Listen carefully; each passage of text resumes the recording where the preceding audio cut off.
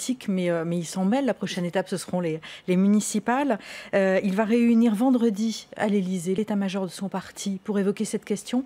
Ça vous choque qu'il mette les mains comme ça dans le cambouis et qu'il s'occupe de cette échéance électorale? Il vaut mieux qu'il s'en occupe, parce que personne d'autre n'est véritablement capable de s'en occuper au sein de La République En Marche. Et puis je lui souhaite bon courage, parce que je ne sais pas qui représente l'état-major de La République En Marche, mais moi je le vois sur les territoires, je le vois dans le sud-ouest en prévision des prochaines municipales.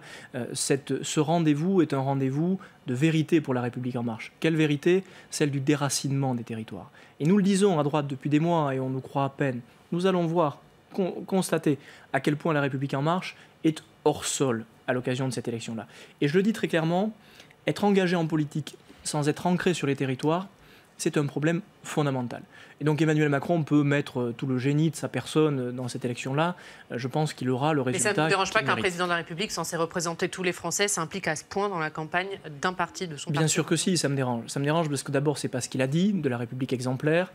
C'est pas ce qui devrait être fait par un président de la République. C'est vrai que ça a été fait par beaucoup d'autres par le passé, et donc ça ne me pose pas un problème majeur. Ce qui est sûr, c'est que ça devrait lui poser principalement un problème à lui et à celles et ceux qui vont fréquenter cette réunion, puisqu'il a fait partie de ceux qui ont vendu aux Français une République exemplaire qui manifestement était invendable.